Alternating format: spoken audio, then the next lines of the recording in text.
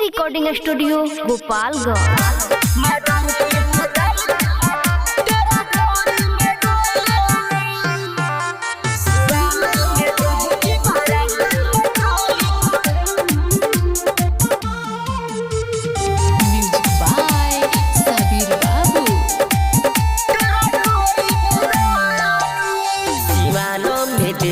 महाराजगंज में चली मदारपुर के दाल तोरा ढोरी में गली।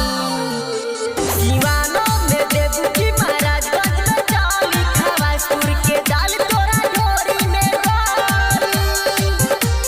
होई बदमाशी गोली खूबे चली, होई बदमाशी गोली खूबे चली। होई अपराधी प्रशासन का करी। सिवानो में देबू की महाराजगंज में चली खवासपुर के दाल तोरा ढोरी में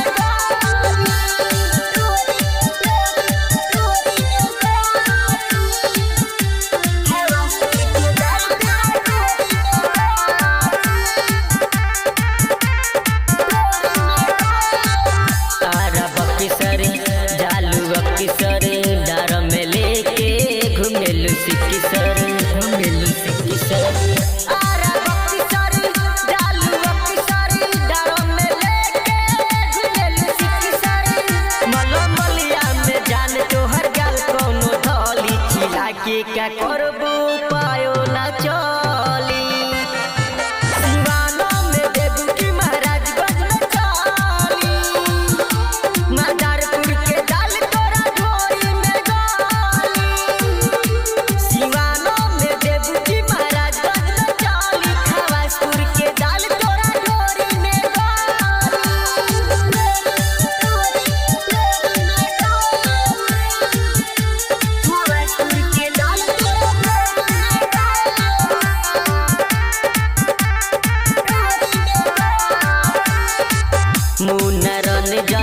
ठोके लकीला सब छूट जाई तोहर लीला। मुनरन जने ठोके लकीला सब छूट जाई तोहर लीला। करवारा बसंतपुर में जल गली गली पवन के संगे मचे हल चली।